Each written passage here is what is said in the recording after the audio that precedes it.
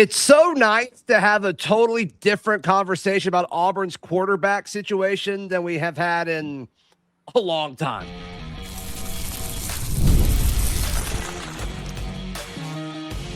You are Locked On Auburn, your daily podcast on the Auburn Tigers. Part of the Locked On Podcast Network, your team every day.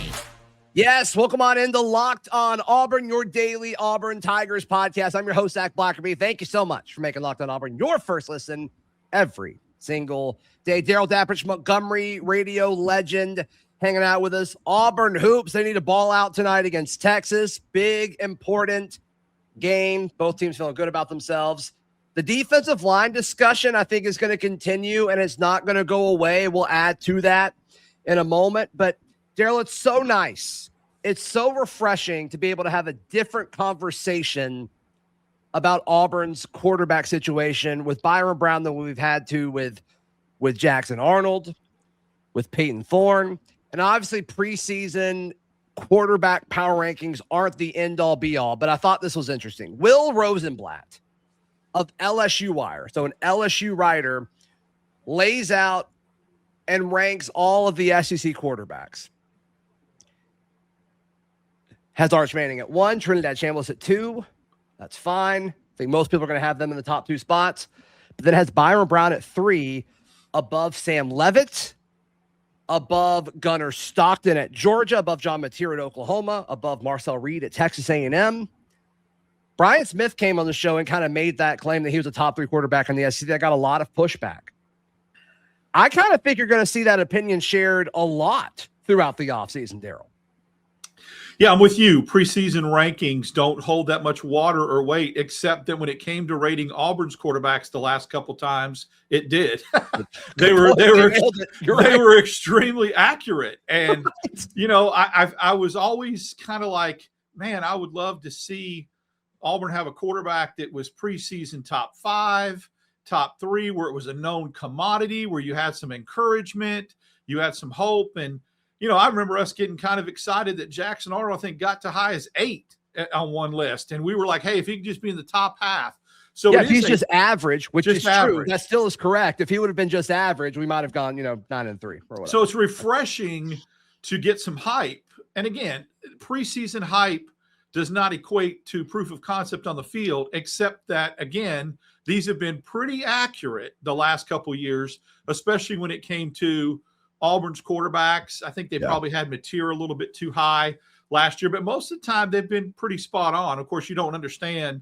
No one saw what happened with Trinidad last year. They had Austin Simmons in there. So, yeah, nice to not have to defend this, not have to try to speculate. Nice to read this list, to be honest with you, and keep scrolling up, waiting to see that name. Order. Yeah, they went 16-1. I was thinking, okay, here comes. Nope, another name. Was shocked. Then you see like Marcel Reed first. I'm like, huh. Yeah. I'm like, okay, well, surely he's next. Nope. Yeah. I mean, it was pretty cool. It was a kind of a weird feeling. And I think the point that you make is the most valid one. Let's see how many people are like-minded in this when it comes to preseason quarterback rankings when they do this, because there's always that list that comes out, 3 or 4 of those lists. So interesting, encouraging, and let's hope the trend continues with people properly evaluating Auburn quarterbacks, except this time to the good. Yeah, I hope so. I mean, if Auburn has the number 3 quarterback in the SEC next year, I mean, goodness gracious. I mean, you talk about potential upside for this team. An LSU writer ranking Byrum Brown ahead of Sam Leavitt. I think I would rather, as far as Auburn's situation, I definitely would rather have Byrum Brown. Same system, similar situation, all that stuff. Like, that definitely makes sense. I don't think that's going to be something that's echoed consistently. I think he'll be top 4, top 5 by a lot of folks, almost by default, and just people don't like Marcel Reed. But I do think a lot of people are going to have Sam Leavitt, in my opinion, a little too high. But also he's going to be in a Lane Kiffin system where it's like, well, yeah, I mean, he's probably going to play pretty good because Lane Kiffin quarterbacks do play pretty good. They do. He'll absolutely prosper there. you know, I in this system under this offensive coordinator and this head coach, I really like where Byrum Brown sits and the fact that it's not an unknown commodity playing for a different offense with different terminology. So it's a good fit and I'm comfortable. And if you would have told me at the beginning of the year, this upcoming year, that Auburn's going to have a quarterback that's considered to be top 5 in the SEC, I take that all day and on Sunday. You would love to have that. So some of these are interchangeable. I'm like you. I'm a little bit confused as to why maybe Reed is where he is on this, but Lane Kiffin will make any quarterback better. That's just, he's a quarterback whisperer. And of course, Arch Manning came on late in the year, and we all saw what Trinidad did. So it's exciting. And yeah, I think they're interchangeable, and I think they could go up or down a couple spots, but I'll take it all day. Yeah. My Monday morning show, Darrell, was about like looking at all levels of football. If you get your head coach and you get your quarterback, typically everything else falls into place. Like that's where it needs to start. Yes, you need to block for them. Yes, you need guys who can, catch passes and make plays. Yes, you need a defense that can slow teams down. Of course, all that is obvious. But all that is more likely to fall into place if you nail the head coach situation and you nail the quarterback situation. And I feel very good. I feel so much. I feel differently about this quarterback situation than the previous ones, just because we don't have to talk ourselves into it. We don't have to convince ourselves. Well, Peyton Thorne 2 years ago was solid when he had NFL options, and maybe he'll get that. Or, okay, well, now we've got more receivers coming in, so we should be fine. Well, Jackson Arnold was really good coming out of high school, and he was in a terrible situation in Oklahoma. Like, we don't have to do that anymore. We could say, yeah, Byrum Brown had one of the more productive seasons in the history of college football. Very few people throwing for 3,000, rushing for 1,000. He's on that very prestigious list. Great. And he's in the same offense with the same head coach, same offensive coordinator. Great. Sweet. Like, there's nothing we have to talk ourselves into. And I think that's a big, big deal. I think there's a lot of respect being shown here that I really, really appreciate. And it's a different feeling. It's a new wave of people giving Auburn and its coaching staff and its players kind of the benefit of the doubt. A lot of times we saw other transfers come in and they would get automatically the benefit of the doubt. They would get this reputation thing that came with them. The fact that Byrum Brown is getting this is some equity earned here, I think is really encouraging, and it's a nice change of pace. Yeah, that's a good point. And I agree. All right, one of the things Auburn does need to fall in place, defensive line. I mean, it seems unanimously agreed upon. That's the biggest question about this roster. What's that mean? That's next, right after this word from Mazda. Hi, everyone. I'm Kalia Butler, host of Locked On Women's Basketball, and this is Mazda's Women's Basketball Snapshot, celebrating the work no highlight reel can ever capture. The WNBA has released its 2026 schedule, featuring a 44-game regular season beginning on Friday, May 8th. The league's historic 30th season includes expansion teams Portland Fire and the Toronto Tempo, with opening weekend highlights such as Caitlin Clark and the Indiana Fever hosting Paige Beckers and the Dallas Wings, and a rematch of the 2025 finals between the Aces and the Mercury. And unrivaled, Miami felt the breeze as Paige Beckers powered the breeze to a 75-68 win over the Lunar Owls, finishing with 28 points and 7 assists. She was joined by 20-year-old Dominique Malunga, who added 21 points, 8 rebounds, and became just the second player to ever dunk in an unrivaled game. In college hoops, South Carolina handed Vanderbilt its first loss of the season with a dominant 103-74 win. These moments are earned off the clock, those long before the lights ever come on.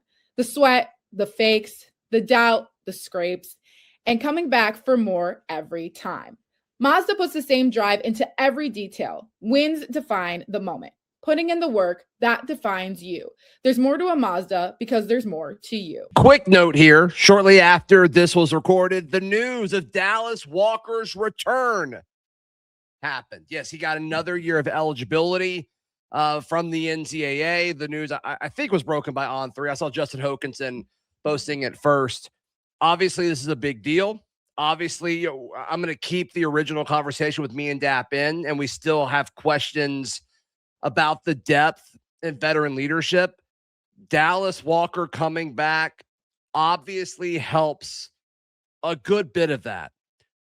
Did we still think more older guys would come in? Probably, but this does impact the tone of the conversation, obviously. So now 2 seniors in this interior defensive line room with Dallas Walker and then Cody Sigler, St. Ferrier from App State, a junior, and then you've got those 4 sophomores that we all think can take a next step with Buddy Mathis Jr., the transfer from LSU, Malik Autry, Jordan Crawford, Darian Smith, and then Corey Wells, a true freshman, and Tavion Branch. We'll see how both those guys fare, but wanted to leave the original conversation in because I still think defensive line is a question. It becomes less of a question now with Dallas Walker, but I still think a lot of the points, especially the pass rush, are still relevant. So I want to leave that in there. But here's Dap and I continuing. Go. Zach Blackerby, Darrell Dapprich hanging out with us. Thank you for making Locked On Auburn your first listen every single day. I haven't heard anybody that really pushes back on this, that the biggest question on this roster is defensive line. There have been people say, yeah, I'm also concerned with blank, but nobody's really pushed back and said the biggest question isn't the defensive line. You and I did this a little bit last week as far as like the level of concern and, is it important or is it interesting? And I do think there are guys who are able to step up, but I would like more sure things on this defensive front than there currently are. Yeah, and I think it goes for both. I mean, defensive line's comprised of edge and interior defensive line, and I think while there could be a little bit more of a quantity from an edge perspective when we throw J.J. Falk in there, I don't know. The quality level is obviously a concern, and then from an interior defensive line, getting Sigler and some of these other guys, but they're just so unknown.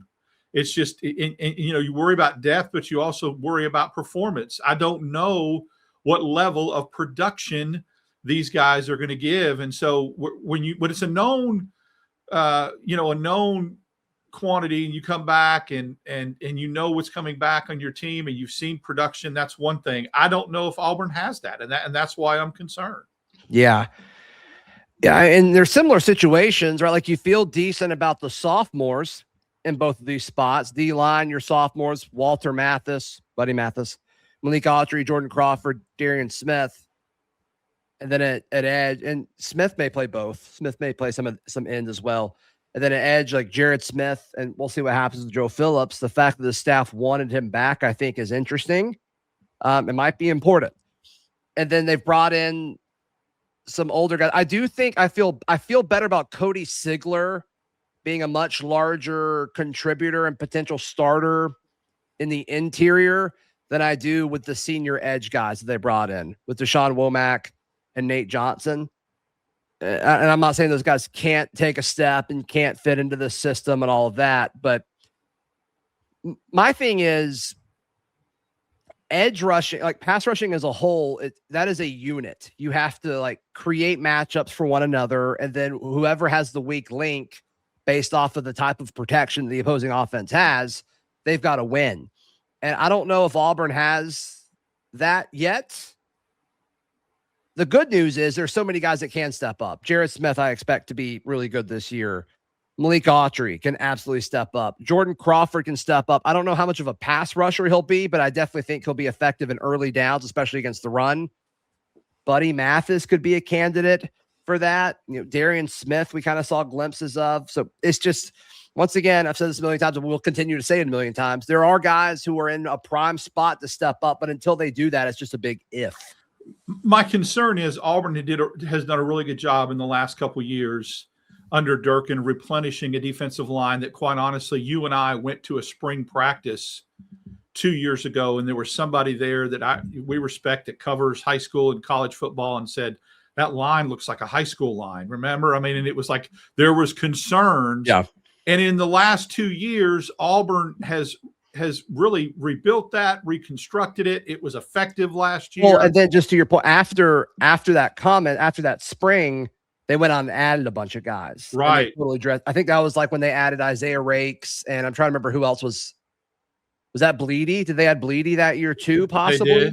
They did. And I feel like there was somebody else. They ordered a guy they added a guy from Kansas who turned out to be not very effective. But they addressed it because there was 2 periods, 2 windows that you could go, and they went and got more after that spring window. Now you can't. But are the freshmen and sophomore a lot more ready to play now than they were 2 years ago because they're under Dirk and the recruiting aspect upticked a little bit. We'll see. But it's still it's surpassed the offensive line for me as far as the biggest concern. And we'll see how it all plays out. But I'm surprised that nothing has happened in the last week. I thought that, and it still could, but I thought that probably as we were hearing all these transfer portal names coming fast and furious for Auburn, I thought over the last 4 or 5 days, you might see a couple more names added that were defensive linemen, and it didn't happen. And so that's where I think my concern ratcheted up a little bit. Yeah, because there was a point where everybody's saying, okay, like I like the young guys on the O-line and the D-line, but like we need some age here. Mm-hmm. And then they did that on the offensive line. There's 5 seniors. I think they're all transfers. Yeah, all 5 of them transfers. Okay, cool. They did it there. And I'm with you. I just expected that to eventually come for the D-line. And it never happened. It just never happened. So we'll we'll see. I think there are some things that they can do from a scheme standpoint. Like we've talked about Riddick at edge. Can they scoot Darian Smith out, consistently just to be an edge instead of, maybe a 3 technique, which we saw him line up at edge some or at end some. Do they blitz Atkins more? I've talked to some folks that really think that's the plan, and you can do that to generate pass rush. You can. Is that enough? Does that hinder you in coverage when you feel like you have to blitz to generate pressure? That's just going to be the discussion we're going to have all summer unless something crazy happens. And that doesn't address the other side of that, and that's stopping the run. I mean, that's one thing to talk about how you're going to generate pass rush and could you go scheme, but that's one side of the ball. What if you're getting it run down your throat and you're wearing defensive linemen out and there's no depth and they're gassed and it's fourth quarter? I mean, what do you do schematically? Do you walk safeties up to the line of scrimmage and all that and walk linebackers up? I get that. But then you make yourself susceptible for play action and over the top. So there's a lot of what ifs, and I'm probably putting the cart before the horse, but it's not just about pass rush. It's about stopping the run when you need to stop the run too. And, I would have liked to seen a couple more bodies that had experience playing at the collegiate level. Maybe they feel comfortable with what they have in that room already that kept them from going out and adding some more. And if they do, then maybe that's a good sign, kind of strangely. Yeah.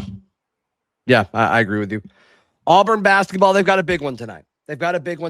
As they host the Texas Longhorns. Both teams feeling really good about themselves. That's next, right here on Locked On Auburn. Today's show brought to you by our friends at Game Time. Game Time's the best place to buy tickets. Look, you want to go to the Auburn basketball game tonight? Download the Game Time app. Use promo code LOCKEDONCollege. Get $20 off your first purchase. It's so easy, Darrell. This is the only app I use to buy tickets. It's the only app you use to buy tickets. Don't overthink it, people. Absolutely. And again, I love those lightning deals. Mm-hmm. And I like where you can see exactly where you're sitting. And the biggest thing I like is the versatility of concerts, theater, sports. It's a lot of different events, and you can just have that one app for anything you want to go to entertainment wise. Take the guesswork out of buying tickets with Game Time. Download the Game Time app, create an account, use code Locked On for $20 off your first purchase. That is code Locked On for $20 off today. Today's show also brought to you by our friends at FanDuel. FanDuel is America's #1 sports book. As we sit down to record this, Darrell, there's no line for Auburn and Texas for basketball, but I imagine Auburn will be favored by 4 or 5-ish points. If you want to get in on the action, you could do that there. Also, the last time to bet on football this year, the Super Bowl, the Patriots, 4.5-point dogs against the favorite Seattle Seahawks. Last time to get in on the action with football this season. So get in. If you're a new customer, bet just $5, get $200 in bonus bets if you win. Make it count, because after the Super Bowl, the season it's over. Last call for football on FanDuel, the official sports betting partner of Super Bowl 60. Visit FanDuel.com to get started. Thank you so much for making Locked On Auburn your first listen every single day. Texas feels good about itself for blasting Georgia. Obviously, Auburn feels good about itself for going down to Gainesville, getting that first win in Gainesville in 30 years. Very exciting stuff. I've said it a million times, Darrell, like it would be brutal to be on this emotional high and take this matchup for granted and drop a game that you absolutely should win tonight. Man, I have said this for years and years and years. I've beat a dead horse no matter what team I've pulled for in whatever sport. When you go and do something that you're not expected to do, it's like putting money in the bank. It's like banking something. You don't want to make a withdrawal 4 days later and give it right back. Sure. And that's what'll happen, because if you look at, let's just say last Friday, you're looking at the next 5 days of Auburn basketball. You probably take a split. You probably say, oh, there's going to be a split. You don't want the split to be getting the hard one out of the way, the historic one out of the way, and then come back and have a letdown and start feeling really, really good about yourself and comfortable and ease up and give back what you've gained. Right. I think the way this team has won 4 out of its last 5, the way Stephen Pearl is wired, I think this team will come out and not play that way. I think they'll play like they lost that Florida game, like this is a desperation, because Auburn's not 100% in the clear yet. I know all these projections come out, Lenardi and all these NCAA projections have them some as high as a 7th seed, but a lot could happen from now until March. So you're not every win is crucial, and every win at home you've got to have it. So I think the coaching staff's probably, imposing that same viewpoint on this team, and they're just playing better. And I think the way they're guarding and defending shows urgency, and I think you'll see that urgency tonight. Yeah, you need to. And, I don't really care where it comes from. It can come from Keyshawn. It can come from Dahad. It can come from Murphy. It can come from Jovic. It can come from Sway. Like, it doesn't matter. We've kind of grown accustomed, like most games, Keyshawn Hall is at least a big part of it. It's been a minute since Overton's really popped. Is it his turn? This is a game that every metric points at it says Auburn should win, especially at home. And I like what you said. It's you don't want to go ahead and take a withdrawal when you made that unexpected deposit a few weeks ago. Last night I put up or a few days ago, excuse me. Last night I put up a crossover with BK, host of Locked On Longhorns. We both picked a similar score. I think I had Auburn winning by 6. I think I said 80-74. He said Auburn like 80. He said like low 80s to mid 70s. It was pretty close. Is that what you're thinking, or do you think it could be more lopsided or even closer? Well, I think one point I want to preface before I say this is that, the game that the last time Auburn was at home, they won a really ugly game against South Carolina that Hall did not play well at all. And I think it was very encouraging to me to see Auburn win that game despite Hall not having a good 12% from 3, something like that. And Jovic went off. So I think there's more depth now. And I think they've settled into a lineup. I think at home, I see an 8 to 10 point spread. Actually, I could see a game. Auburn's guarding better. I see something like 78-68. That'd be awesome. 78-70, something like that. I think they're starting to defend like Auburn's reputation for guarding people. Yeah. Heck of a job by Steven. One thing that BK mentioned, their coach, kind of Sean Miller, right? Like was discussing. There's a clip that went kind of viral about like how they're just going to foul no matter what. He said he used different language than I just did, but with how Auburn's been as far as one, getting to the free throw line, but two, their execution and actually making free throws, which what a nice pivot from the start of the year.